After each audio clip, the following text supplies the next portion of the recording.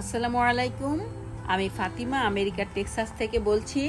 আশা করি আপনারা সবাই ভালো আছেন। আলহামদুলিল্লাহ আমরাও সবাই ভালো আছি। আজকে চলে আসলাম একটি নতুন ভিডিও নিয়ে। আসলে আমার গার্ডেনটার কি অবস্থা অনেকেই জানতে চেয়েছেন। তো আলহামদুলিল্লাহ কানাডা চলে গিয়েছিলাম যদিও, তাই চিন্তা করেছি কেমন না কেমন হয়। আলহামদুলিল্লাহ এসে দেখি তো খুবই ভালো হয়েছে আমার গার্ডেনটা, আর সবজিও ভালো হয়েছে। তো সবজিও ইনশাল্লাহ দেখাবো কি অবস্থা। করলা, তারপরে হলো দুন্দুল, চিচিঙ্গা, এইসব সবই দেখাবো আল্লাহর রহমতে। তো আজকে ইনশাল্লাহ সব সবজি পারবো, বিভিন্ন রকম সবজি। এক এক বছর আসলে এক একটা সবজি হয়। এই বছর যেমন আমার লাউ একদমই হয়নি, 6-7টা লাউ হয়েছে, তারপরে লাউ গাছ তো নষ্ট হয়ে গেল। এখন আবার একটু একটু টিপ টিপ করে হচ্ছে। কিন্তু আমার করলা এই বছর অনেক অনেক হয়েছে, করলার ফলন। আর প্রতিটা সবজি কিন্তু এবার ভালোই হচ্ছে, লাউ ছাড়া। সকালবেলা ঘুম থেকে উঠেই তো ডিউটি শুরু হয়ে গেল। ঘুম থেকে উঠেই এইগুলো কাউন্টার টেবিলে নিয়ে আসলাম, সব গাছগুলোকে। এইগুলোকে পানি দিয়ে দিলাম। এখনও আরও বাকি আছে পানি দেওয়ার, পানি দিচ্ছি আর কি। তো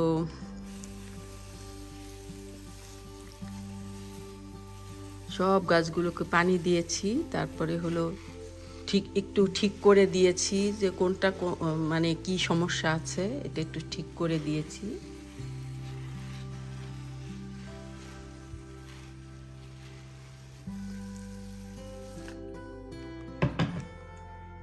তারপরে একটু এই ওষুধটা দিয়ে দিব, এই ওষুধটা দিয়ে দিব, একটু একটু দিয়ে দিব এতে।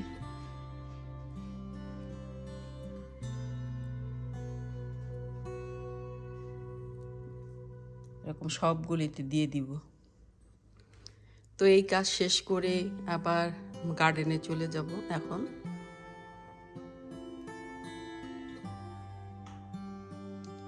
এরপরে হলো হানি বানিকে খাবার দিতে আসলাম।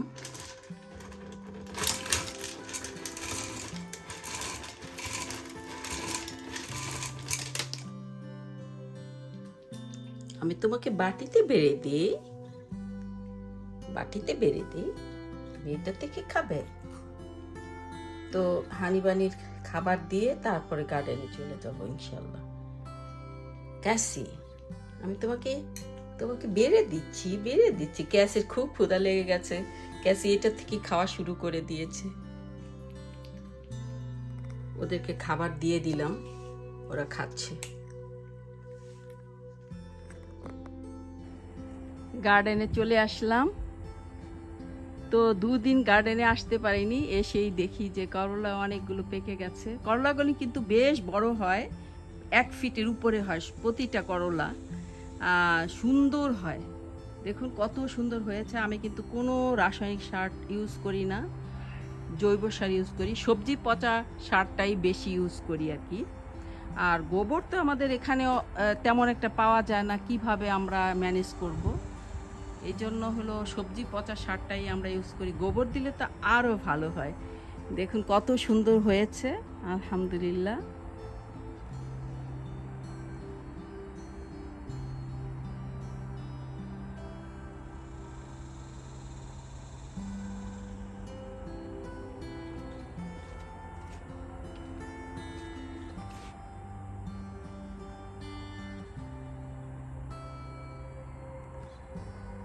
চিচিঙ্গা পারবো, দুন্দুলও পারতে হবে। চিচিঙ্গা দেখা একটু, এই যে চিচিঙ্গা আমার।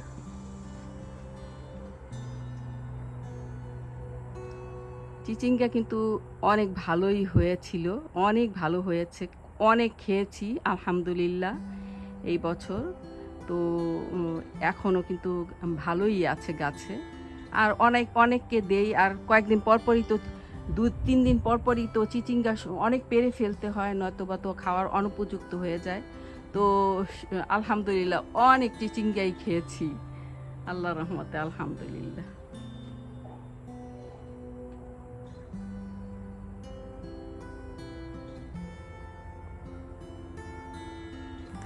পেরে ফেললাম এই গার্ডেন থেকে, তারপরে চলে যাব অন্য একটা গার্ডেনে। ওখান থেকেও কিছু সবজি পাড়তে হবে। এটাও কিন্তু একটা বড় ডিউটি। যদিও কষ্ট হয়, তারপরেও আনন্দের কষ্ট এটা, সবজি পাড়াটা। সবজি পাড়তে গেলে তখন খুবই ভালো লাগে, আনন্দ লাগে। দেখুন আমার এই গার্ডেনটা মনে হয় কি ফুলের বাগান হয়ে গেছে, কি সুন্দর। আলহামদুলিল্লাহ, ফুলের বাগানে আসলাম, দেখি কি পারা যায়, কি পাওয়া যায়। এখান থেকে দুন্দুল পারবো আর কি। কোথায় কোথায় দুন্দুল, এই যে দুন্দুল, এগুলি দেখে দেখে পারবো আর কি। এদিক দিয়ে দুন্দুল আছে অনেক, ওই যে দুন্দুল। রোদের ভিতরে কিছুই বোঝা যাচ্ছে না, আমি দেখতে পাচ্ছি না। আবার এদিক দিয়েও দুন্দুল আছে। যাই হোক, আমি পারি, তারপর ওই তো দুন্দুল দেখা যাচ্ছে কিনা কি জানি। এই তো দুন্দুল। দুন্দুল পাড়া শেষ হলে বরবটি পারবো। দেখুন বরবটি কি অবস্থা হয়েছে, কি সুন্দর, আলহামদুলিল্লাহ বরবটি হয়েছে। বরবটিগুলো পারবো, অনেক সুন্দর বরবটি হয়েছে। কিন্তু বরবটি হলো প্রতিদিনই পারতে হয়। আজকে এই দুন্দুলটা কেটে ফেলবো। এটা পাকিয়েছি বিচির জন্য। এটা এই যে কাটতে এসে দেখি এই দিক দিয়ে একদম দুন্দুল বড় হয়ে আছে, তারপরে আড়ালে আড়ালে। আর তো যেগুলি দেখিছে সেইগুলি তো নিয়ে যাই। এই দিক দিয়ে আরেকটা দুন্দুল, এগুলি আর খাওয়া যাবে না, এগুলিও ফেলে দিতে হবে। তো অনেক চাকুরি সামলানো, তারপরে হলো সংসার সামলানো, গার্ডেন সামলানো, একা একা আসলে অনেক কঠিন। একা বলতে যে আমারই দায়িত্ব, আমার হাজব্যান্ড কাজ করে দেয়, যে যতটুক বলি ততটুকুই করে। আমার ছেলে তো গার্ডেনের ধারে কাছেই আসে না। এইগুলি দেখতে দেখতে দেখলাম যে আরও কিন্তু আছে, এই যে এই পাশে আমি কিন্তু খেয়াল করিনি, এদিক দিয়েও আরও আছে। আরও আছে কিনা জানি না আমি।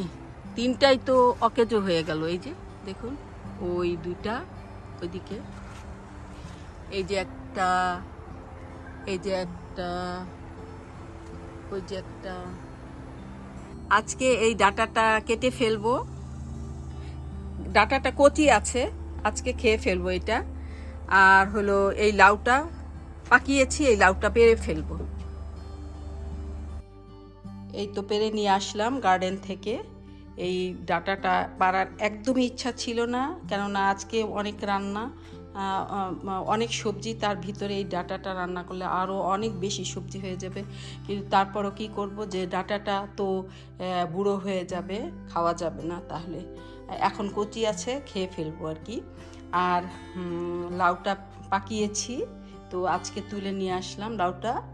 আর এই দেখুন না, এই যে এইগুলো, যে এটাও কেটেছি, এটাও পাকিয়েছি, কিন্তু এইগুলো তো ইচ্ছার বিরুদ্ধেই হয়ে গেছে, এইগুলি ফেলে দিতে হবে। তো আফসোস করি না, কারণ এইগুলি সবজি পচানোর জন্য এই সবজির কন্টেনারে দিয়ে দিব, পচানো কন্টেনারে আর কি। আর এইগুলিও পচানোর কন্টেনারে দিয়ে দিব, এইগুলিও খাওয়া যাবে না। আর এইগুলো নিয়ে আসছি, এই তো চিচিঙ্গা নিয়ে আসলাম গাছের থেকে, এই যে দুন্দুলগুলো নিয়ে আসলাম, এগুলি রান্না করব। তারপর বরবটি নিয়ে আসলাম, দেখুন কত বরবটি, আলহামদুলিল্লাহ গাছের ভিতরে কিন্তু অনেক বরকত। হ্যাঁ, তো প্রতিদিনই পারতে হয়, তারপরেও দেখুন কত কত বরবটি হয়ে যায়। তারপরে হলো এই করলাগুলো, কাঁচা করলাগুলো তো ভাজবো, আর পাকাগুলো যে কি করব জানি না, ভর্তা বানাবো বা যাই একটা কিছু করব আর কি, বা ডাল দিয়ে চচ্চড়ি করব, মসুরির ডাল দিয়ে। এই তো এখন রান্না করব, রান্না বসিয়ে দিলাম।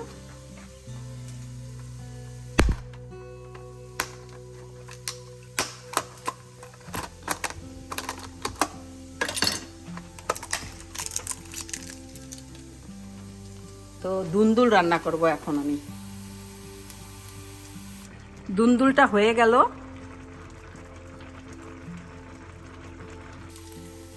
ডিম দিয়ে এই চিচিঙ্গাটা হলো বাগার দিয়ে ফেলবো। ডিমটা ভালো করে ব্রাউন করে নিব। এটা হলো পেঁয়াজ, আর এখানে ডিম দিয়েছি। ডিমগুলো ভেঙে তারপরে হলো এটাকে একদম ব্রাউন হয়ে যাবে যখন, তখন চিচিঙ্গাটা দিয়ে দিব। এখন এই চিচিঙ্গাটা দিয়ে দিব। এটা একদম খুব সুন্দর ভাজা ভাজা হলে তারপরে এটা উঠাবো।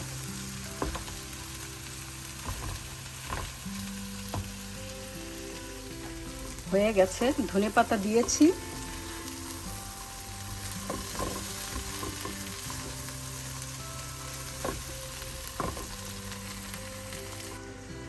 বরবটিটা হয়ে গেল, ধনেপাতা দিয়ে দিলাম। 2-3টা ঢেঁড়স ছিল, ওটা আস্ত দিয়েছি যাতে সবজিটা পিচ্ছিল না হয়। তো ঢেঁড়সগুলো সিদ্ধ হয়ে গেছে। ফার্মের থেকে মুরগিগুলি এনেছিল, তো আস্তই এনেছে, কুটে আনিনি। তো আমি এগুলি কুটে নিচ্ছি। আর এই মুরগিগুলো হলো ছাড়া মুরগি, অর্গ্যানিক মুরগি যেটা। তো এইগুলি কুটে নিচ্ছি আর রান্না করব এখন। করলাটা হয়ে গেল, পাকা করলা এটা। মসুরির ডাল দিয়ে একটু চচ্চড়ি করলাম।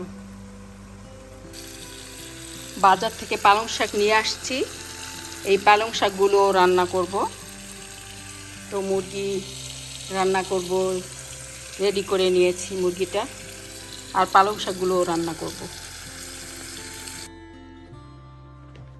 দুন্দুলের এটা তো নিতে জানি, কিন্তু লাউর ওটা কিভাবে নেয় যে ওটা তো জানি না। যদি কেউ জানেন আমাকে প্লিজ একটু জানায়েন, কেননা লাউ ওটা কিন্তু আমি খুলতে জানি না। কি লাউটা কি এখন কেটে তারপরে হলো বিচিগুলি বের করে শুকাতে হবে, না কি করতে হবে বুঝি না। এটা তো এই একদম শুকিয়ে গেছে, নাকি লাউটা ওরকম শুকাতে হবে, এটা একটু প্লিজ আমাকে জানায়েন। মুরগির মাংসটা হয়ে গেল, প্রায় রান্না শেষ।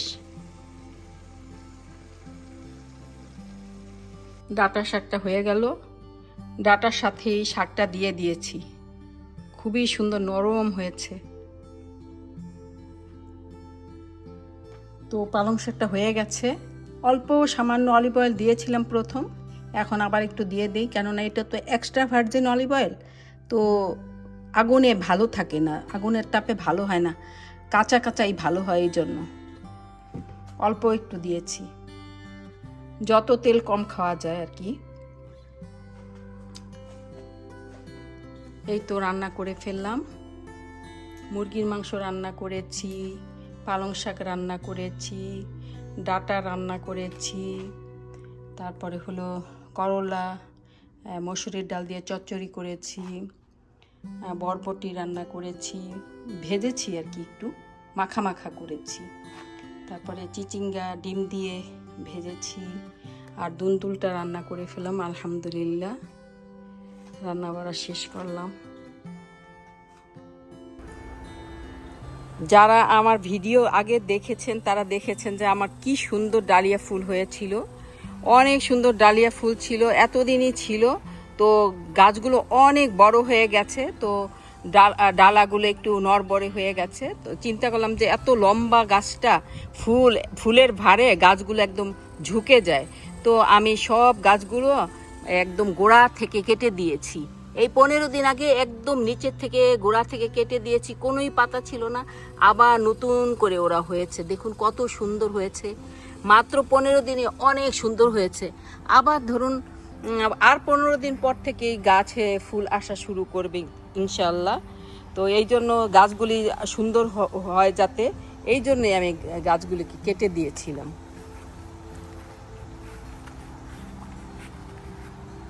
তো আজকের মতো এখানেই বিদায় নিচ্ছি। আপনারা সবাই ভালো থাকেন, আমার জন্য দোয়া করেন। আর আমার ভিডিওটা যদি আপনাদের ভালো লেগে থাকে তাহলে প্লিজ সাবস্ক্রাইব এবং শেয়ার করে দিয়েন। আসসালামু আলাইকুম রহমতুল্লাহি ওয়া বারাকাতুহু।